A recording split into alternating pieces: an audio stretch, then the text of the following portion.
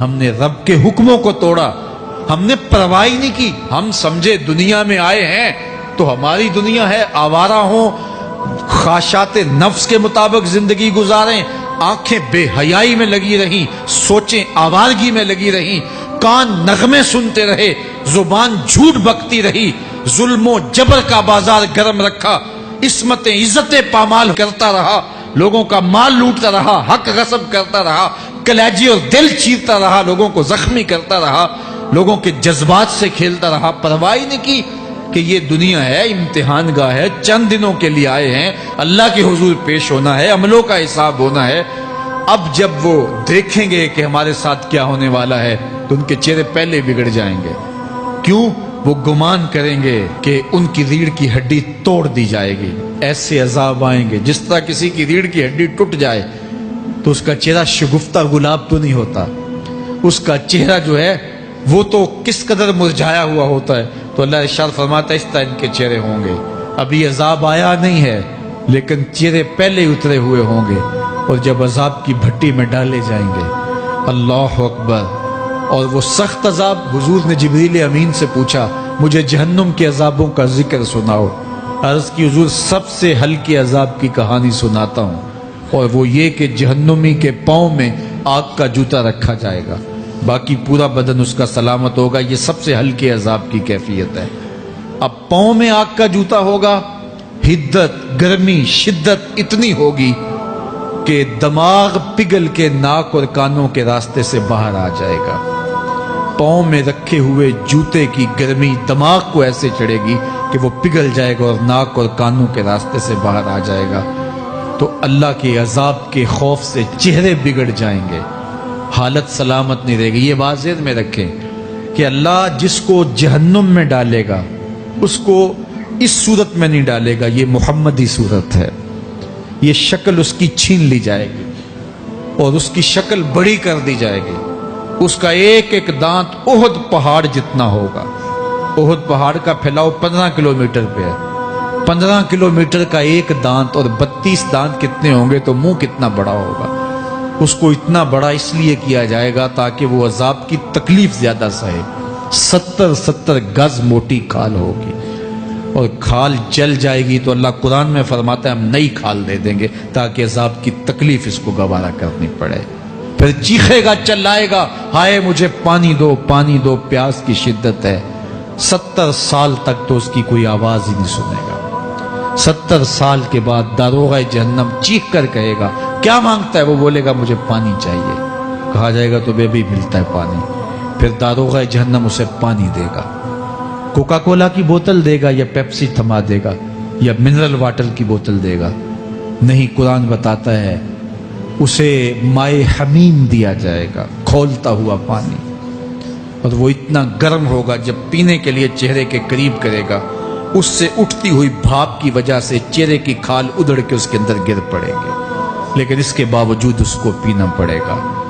اللہ فرماتا ہے یہ دنیا ہی سب کچھ نہیں ہے، سمجھ لیا یہی سب کچھ ہے، آخرت کو بھول گئے، صبح اٹھے کام پہ چلے گئے، شام آئے آوارگی میں چلے گئے، صدائیں آتی رہی حی علی الصلاۃ حی علی الفلاح، کوئی پرواہ نہیں کی، نہ پیشانیوں نے سجدے کیے، نہ سوچوں میں پاکیزگی آئی، زندگی یوں گزار کے چلے گئے۔ ایسے نہیں، کہا ایک وہ ہوں گے جن کے چہرے شگفتہ گلاب ہوں گے، ایک وہ ہوں گے جن کے چہرے بگڑے ہوئے ہوں گے۔ اللہ اکبر، کلا اذا بلغت التراقی، یہ تو قیامت کا منظر ہے نا، قیامت سے قبل بھی ایک منظر ہے، اللہ اس منظر کو بھی بیان کر رہا ہے، کلا اذا بلغت التراقی، ہاں جب جان گلے کو پہنچ جائے گی۔ اے انسان تیرے اوپر وہ گھڑی بھی آنے والی ہے، وہ وقت بھی آنے والا ہے جب سانس اس ہنسلی میں اٹک جائے گا، جب سینے سے بھی سانس اوپر چلی گئی، اب ڈاکٹر بھی لا علاج قرار دے رہے ہیں کہ اب علاج نہیں رہا ہے، جان بس اب نکلنا چاہ رہی ہے، اور کہا جائے گا کوئی جھاڑ پھونک والا بلاؤ، اب ڈاکٹروں نے تو جواب دے دیا، اب سانس اٹک گئی گلے میں، چند لمحوں کی مہمان ہے، اب ڈاکٹروں نے کہا اب ہماری جانب سے لا علاج ہو گیا، اب لے جاؤ اس کو گھر، یا وینٹیلیٹر پہ ڈال دیتے ہیں اس کو، بس اب ہماری جانب سے کوئی اس کا علاج نہیں ہے.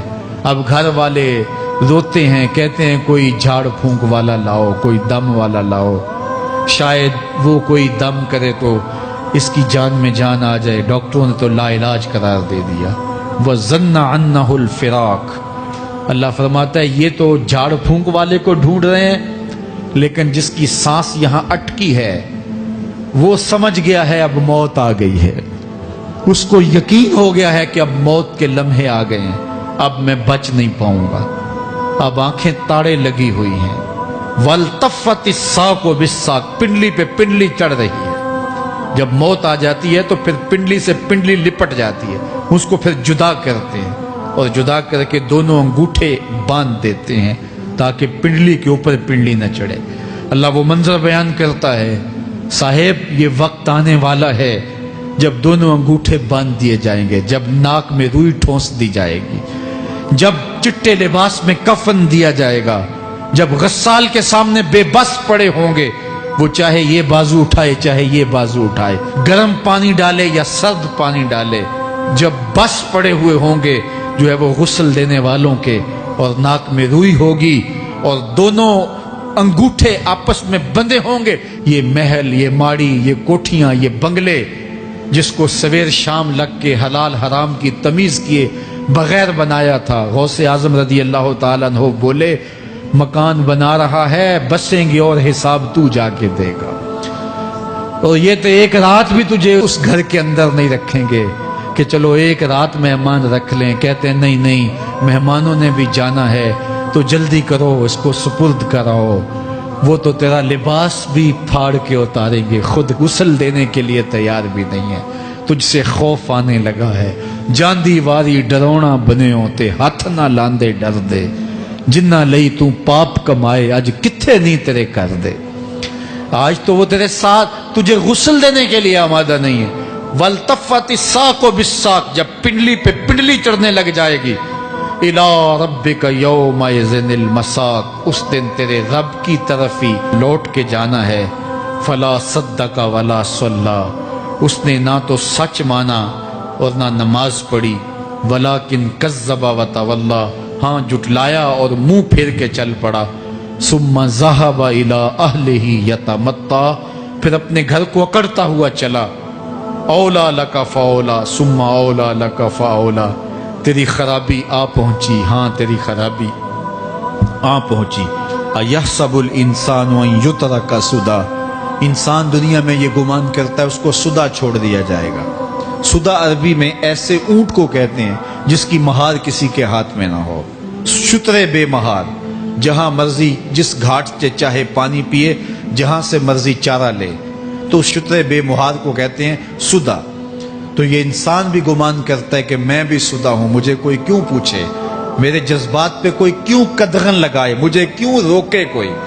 بالخصوص جوانی کے ایام کے اندر جوان کو بڑا ہوتا ہے کہ کوئی مجھے کیوں. وہ تو ماں باپ کے کہنے میں بھی نہیں آنا چاہتا. وہ کہتا ہے کیوں مجھے روکتے ہیں، میری جوانی ہے، میرے جذبات ہیں، مجھے آزادی سے جینے دو، کیوں میرے راستے میں رکاوٹ بنتے ہو، میں سدا ہوں. اللہ فرماتا ہے نہیں، ایک اونٹ تو سدا ہو سکتا ہے جس کو میں نے اشرف المخلوقات بنایا ہے، اس کو تو سدا نہیں چھوڑوں گا، اس کو تو پابند بناؤں گا حکام کا. اب وہ کہتا ہے کہ نہیں نہیں، یہ کیسے دوبارہ اٹھائے جائیں گے. اب دوبارہ وہی بات پھر آ گئی. الم یک نطفۃ من منی یمنا. اللہ فرماتا ہے ایک بوند تھی نا، پانی کا ایک قطرہ تھا جو رحم مادر میں رکھا گیا. ثم کان علقہ. پھر وہ پانی کا قطرہ لوتھڑا بنا. فخلق فسوی. پھر اللہ نے اسے پیدا فرمایا اور پھر ٹھیک ہموار کیا. فجعل منہ الزوجین الذکر والانثی. پھر اس سے وہ جوڑ بنائے، کوئی مرد بنایا کوئی عورت بنائی.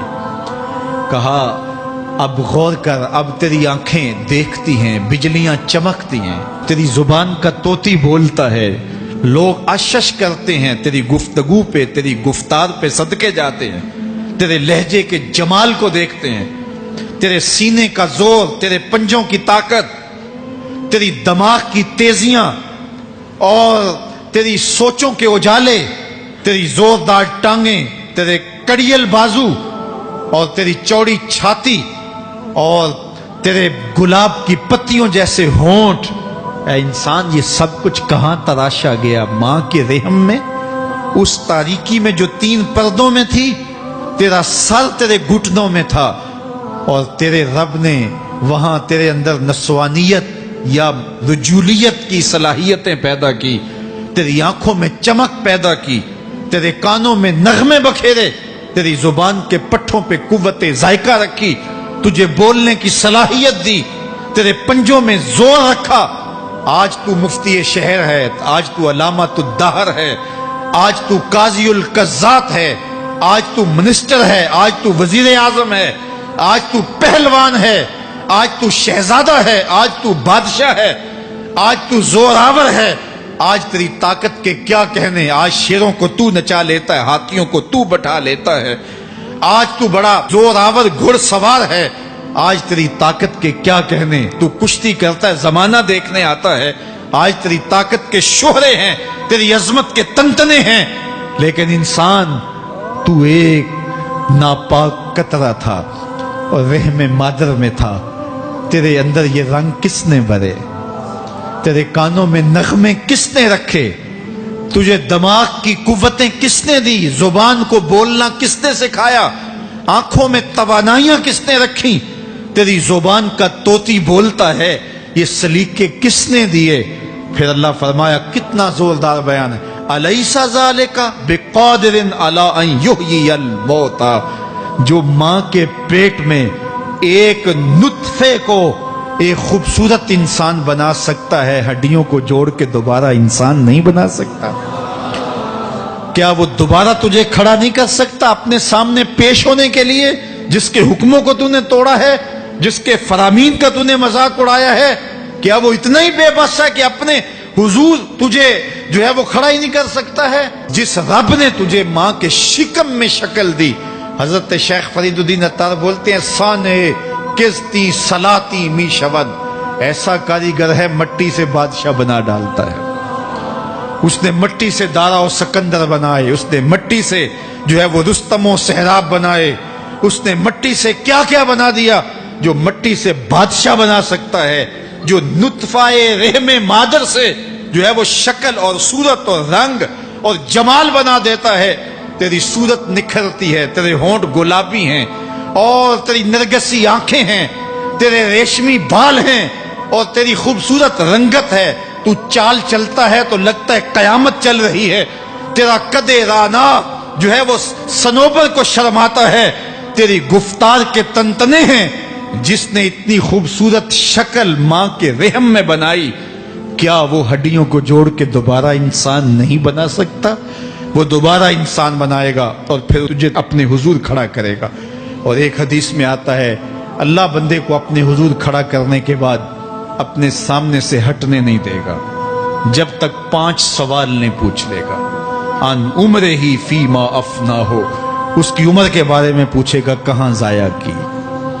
میں نے تجھے زندگی دی، 60 سال 70 سال 40 سال 50 سال، اس زندگی کو کہاں گزار کے آیا ہے؟ ان شباب ہی فیما ابلا ہو، اس کی جوانی کے بارے میں پوچھا جائے گا، جوانی کہاں گزار کے آیا ہے؟ مجنو تو نہیں بنا رہا، خواہشات کا اسیر تو نہیں ہو گیا، دیوانوں کی طرح زندگی تو نہیں گزار کے آ گیا؟ تیری جوانی کسی چوک میں تو نہیں گزری، تیری جوانی آوارگی میں تو نہیں گزری، ساری رات سوشل میڈیا کے اوپر گندگی اور غلاستیں تو نہیں دیکھتا رہا؟ تیری زندگی گزری کہاں ہے؟ تیری جوانی گزری کہاں ہے؟ اگر کوئی جواب نہ ہوا تو پھر کیا جواب دے گا؟ اور وہ کتنا خوش نصیب ہوگا جو کہے گا، مالک میری جوانی سجدوں میں گزری، میری جوانی قیام میں گزری، میری جوانی رکوع میں گزری۔ میرے حضور فرماتے ہیں، سبعۃ یظلھم اللہ فی ظلہ یوم لا ظل الا ظلہ، 7 اشخاص ایسے ہیں قیامت کے دن جب کوئی سایہ نہیں ہوگا، اللہ ان 7 کو اپنے عرش کا سایہ دے گا۔ ان میں سے دوسرا شخص میرے حضور نے بیان فرمایا، وشاب نشأ فی عبادت اللہ، وہ جوان جس کی جوانی اللہ کی عبادت میں گزری۔ جوانوں، اپنی زندگی کو مالک کی دہلیز پہ لے آؤ۔ جوانی وہی ہے جو مالک کی چوکھٹ پہ گزرے۔ اپنے دل کا تعلق جوڑو، عشق کرنا ہے تو پھر آمنہ کے لال سے کرو۔ محبت کا رشتہ ان سے جوڑو، تعلق کا ربط ان سے قائم کرو، جوانی کو دین کی راہ پہ ڈالو۔ اللہ اکبر۔ سنو میرے حضور کا فرمان، انا حبیب اللہ، میں اللہ کا حبیب ہوں۔ پھر فرمایا الشاب التائب حبیب اللہ، جو جوانی میں توبہ کرے وہ بھی اللہ کا حبیب ہے۔ آؤ اللہ کے حبیب بن جاؤ، اللہ کے حبیب بن جاؤ، اللہ کے حبیب بن جاؤ، اللہ کے محبوب بن جاؤ۔